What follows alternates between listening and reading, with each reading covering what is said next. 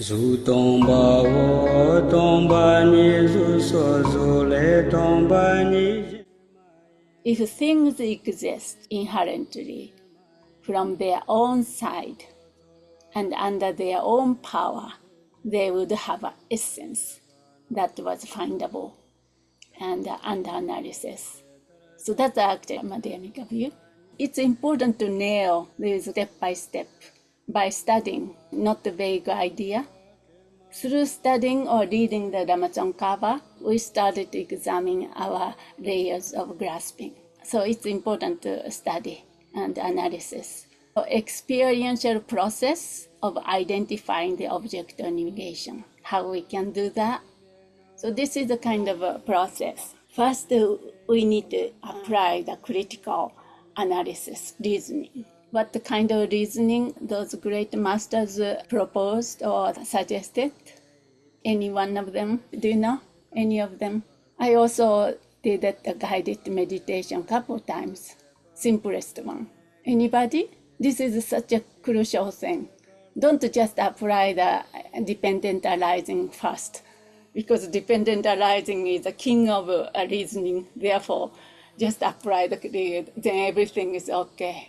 Doesn't work that way. If it worked that way long time ago, we are liberated. So we need to make effort. We may not like it, like we did, like a step by step. It takes time. We have to think about it, and we have to use logic, which I'm not good at. Those kind of all things are coming up, right?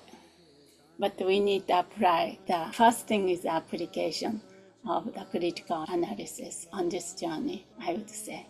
What kind of critical reasoning these great masters suggested? For example, I did searching the thief. Anybody done that? Looking for a thief. Or body and mind, as Ben was saying. Is this one with body, or different from the body, or one with the mind, or different from the mind? Is the self the collection of the body and the mind, which are individually not the self itself? That's called analysis, critical analysis. So anyway, so this is called the fourfold analysis. And it's also diamond sliver fourfold reasoning, searching self, another, and neither, or both. That's one reason you can apply. Then coming to the unfindabilities or untenabilities. You have to come to your direct experience through this kind of analysis. That after exhaustion of that search, oh, there was no such a thing as thief. I thought I had. So you have to come to that kind of direct. That's how you come, that feeling of the unfindability, untenabilities, or objective inherent existence in this case, when search is for it. Then come to this non-existence of self-existing self. So that's one fourfold analysis. Of course, you have to bring that one to your own meditation. So that's what we have to do, again and again. Then another one is Chandrakirti proposed the sevenfold reasoning. So that's also, the chariot metaphor. Buddha presented self is a collection of the body and mind, and chariot, all the parts. Then you have to do is this parts, the self, or the collection of the parts, the self, or different from the parts, or different from the whole, all these things. So that's the first step. Then you come to some kind of direct experience. Oh, there's no such a thing, no the monster under the bed when I try to find. So this kind of monster, imaginary monster, was torturing me long time. The reason is because I never looked for, just afraid of this fantasy called inherent existence, inherent existing enemy, for example. That's what's causing problem, or I called that problem. There's no self-existing enemy, or Mr. C or B out there, or even emotion. Imagine my mind, trauma. Doctor said I have a trauma. Then search for the self-existing trauma or something like that. So that's the first step. Then come to that kind of feeling, you can say feeling of unattainability or surprise perhaps. You do again and again, then bring to your mind. However, things do exist. The self do exist. I have this feeling, they do exist. Then how do we understand the status of this existence? So you have to come to this second kind of step. I kind of vaguely negated this self-existing self. But still I function, I talk, and this and that, I experience. Then in what way you can say it's existing? You have to think this way. Yeah. Then some kind of, okay, it's existing nominally, dependently.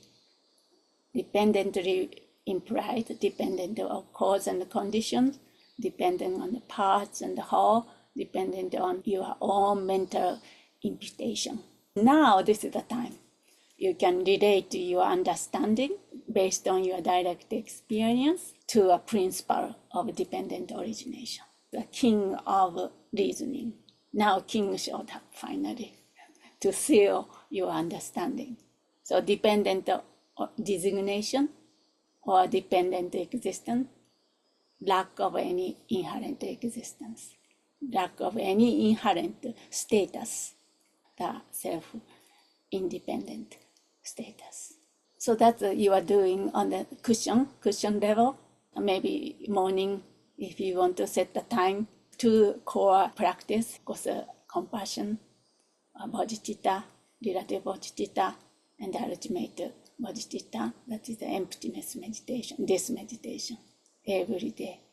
So then last step could be bring that to your off the cushion, personal everyday experience.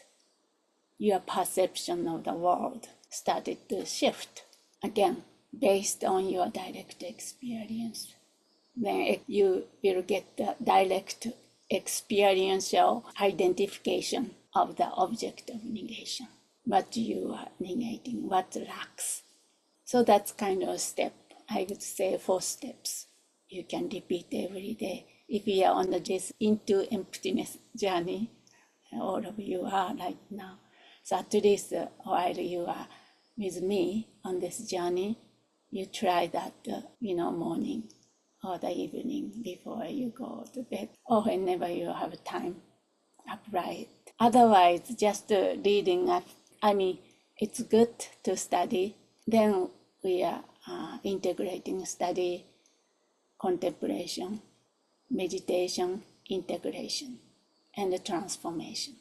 That's what we want to come to. Chom de ji sumba la ngum bara tu